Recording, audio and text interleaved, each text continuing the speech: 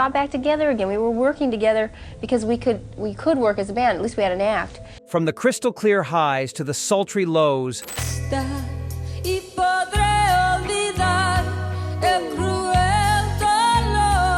Linda Ronstadt's voice defined generations of music. The queen of country rock with 11 Grammy Awards to her name didn't just shape the sound of the 70s and 80s. She had strong opinions about who was doing it right and who was doing it wrong. That's not singing. You don't think that's singing? I was grunting along with him. Today, we're counting down the 6 bands that reportedly earned the legendary vocalist's disapproval during her remarkable career.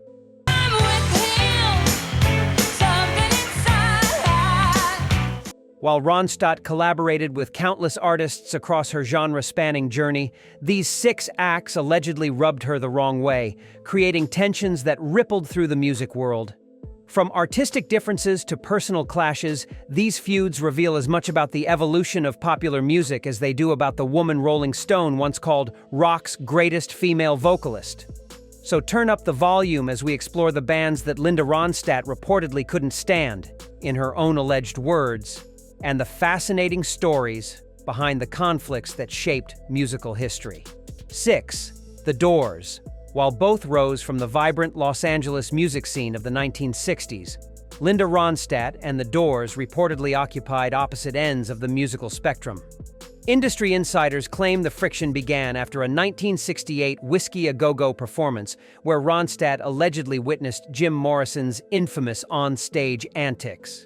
Linda reportedly told her manager that Morrison was more interested in being a rock god than making genuine music, claims former promoter Rick Saunders. What bothered Ronstadt most, according to those close to her, was the Doors' theatrical approach that often prioritized mystique over musicality. Did a tour with the Doors, and funny thing happened to us when we were in Rochester, I guess it was. We got hung up there, and While Morrison embraced poetic chaos, Ronstadt was building a reputation for vocal precision and emotional authenticity. Music historian Melissa Thompson notes, "Their approaches couldn't have been more different. Jim sought to break musical boundaries through provocative performance, while Linda believed in serving the song with technical excellence." The tension apparently intensified when both acts competed for studio time at Elektra Records. Linda allegedly walked out of a session after hearing The Doors recording next door, claims former studio engineer Tom Wilson. She reportedly told producer Peter Asher it was self-indulgent noise masquerading as art. Despite the alleged disdain, Ronstadt later acknowledged The Doors' cultural impact, even as she maintained that their musical approaches represented fundamentally different philosophies about what rock music could and should be. 5. The Eagles. In one of music's greatest ironies, Linda Ronstadt reportedly had a complicated relationship with the very band she helped create. Many fans don't realize that the Eagles formed as Linda's backing band in 1971, with Glenn Frey and Don Henley cutting their teeth supporting the vocal powerhouse before branching out. Despite, or perhaps because of, their intimate connection, sources claim Ronstadt grew disillusioned with their evolution. Linda reportedly told friends that the Eagles lost their soul when they abandoned their country roots. Not sing it, you know. And I don't know, I've just got a lot of good friends that rock. Claims former Asylum Records executive Maria Collins. The alleged tension reached its peak after Hotel California catapulted the band to unprecedented commercial success. You can't hide your life. Ronstadt supposedly remarked at a 1977 industry event that craftsmanship had been sacrificed for commercialism. What made the situation particularly tense was Ronstadt's brief romantic relationship with Glenn Frey early in their careers.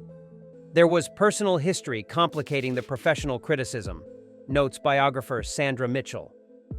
The Eagles' methodical perfectionism in the studio reportedly frustrated Ronstadt, who allegedly preferred more spontaneous, emotionally driven recordings.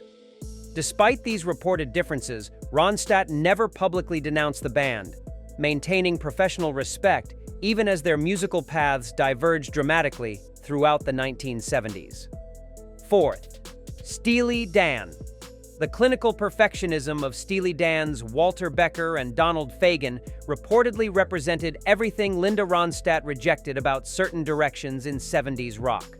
While Ronstadt built her reputation on emotional authenticity and organic musicianship, Steely Dan was pioneering a hyper-produced, jazz-influenced sound that critics called cerebral and detached. Linda allegedly walked out of a listening party for Aja in 1977, claims producer Peter Asher. She reportedly said their music had all the warmth of a mathematical equation. The fundamental disagreement centered on musical philosophy. Ronstadt supposedly viewed Steely Dan's studio wizardry as emotionally disconnected, while Becker and Fagen were reportedly dismissive of Ronstadt's more direct approach. Music journalist Thomas Klein recounts an industry gathering where Ronstadt allegedly told Fagen that his music was clever but heartless. The supposed clash represented a broader divide in 1970s music between technical perfection and emotional expression. Despite the reported friction, both acts achieved remarkable success with their contrasting approaches, proving there was room for both clinical precision and heartfelt delivery in the evolving landscape of American popular music. Third, Led Zeppelin. The titans of hard rock reportedly earned Linda Ronstadt's disapproval for reasons that went beyond mere musical taste. According to industry insiders, Ronstadt viewed Led Zeppelin's bombastic sound and hyper-masculine stage presence as everything wrong with rock's direction in the early 1970s. Linda reportedly told her band that Robert Plant's wailing was substituting volume for feeling, claims former session musician James Wilson. The supposed tension came to a head at the 1975 Grammy Awards when both acts were nominees. There was an awkward backstage moment where Jimmy Page attempted to compliment Linda, and she allegedly responded with a curt acknowledgement before walking away, recalls Grammy producer Michael Stevens. What particularly irked Ronstadt, according to those close to her, was Led Zeppelin's treatment of blues traditions. While Ronstadt approached musical heritage with reverence, later recording traditional Mexican songs to honor her own heritage, she supposedly viewed Zeppelin's heavy reinterpretations of blues classics as appropriation without proper respect. Linda allegedly told her producer that they're taking from black musicians without understanding the soul behind the notes, claims former Rolling Stone journalist Barbara Klein. Despite these reported criticisms, Ronstadt later acknowledged Zeppelin's undeniable impact on rock history, even as she maintained her preference for more nuanced approaches to musical tradition. Wow, folks, Linda's take on these legendary bands certainly makes you think about how musical brilliance can come in completely different forms. If you're enjoying this deep dive into rock history's most fascinating feuds, don't wait another second. Smash that subscribe button right now and join our community of music history buffs. We drop new videos every Wednesday exploring the untold stories behind your favorite artists. Plus, subscribers get early access to our monthly Behind the Music live streams where we answer all your burning questions about classic rock's greatest moments. Hit that bell icon too so you never miss our latest uploads. Now, let's continue our countdown with number 2 on Linda Ronstadt's alleged list of musical nemeses. 2. The Sex Pistols. The clash between Linda Ronstadt and punk rock represented a fundamental divide in late 1970s music. While Ronstadt had spent years perfecting her craft, the Sex Pistols proudly championed musical amateurism as authentic rebellion. According to music historian Robert Coleman, Linda reportedly attended a Sex Pistols performance in 1978 out of curiosity and left after just 3 songs. The experience allegedly left Ronstadt fuming. She reportedly told her manager that calling what they do music is an insult to everyone who spent years mastering their instrument, claims former roadie Steve Thompson.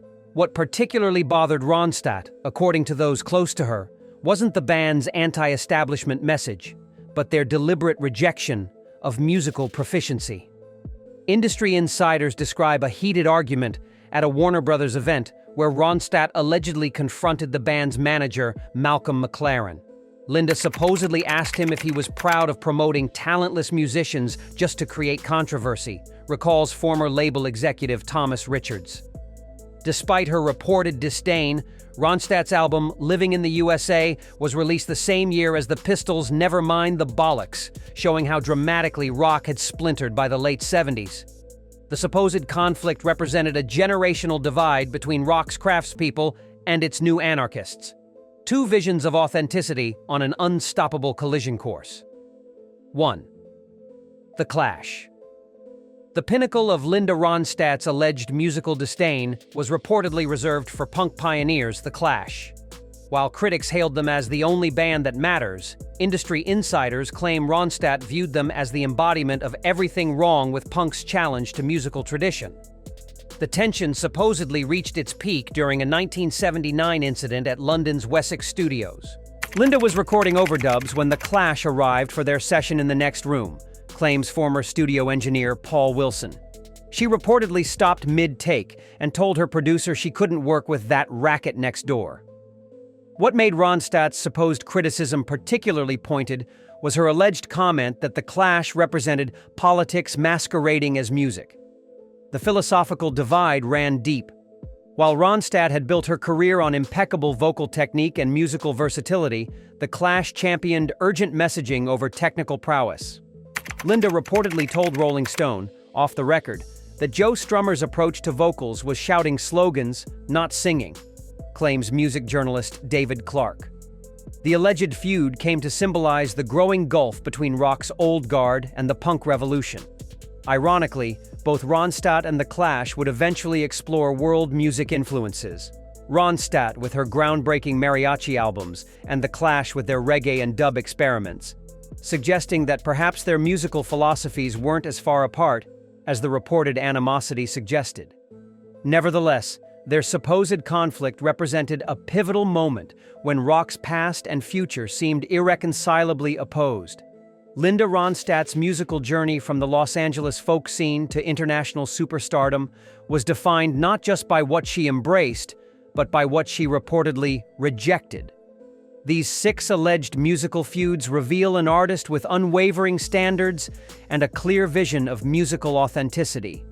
From The Doors' theatrical excesses to The Clash's political fury, Ronstadt's supposed criticisms tell the story of popular music's evolution through one of its most distinctive voices.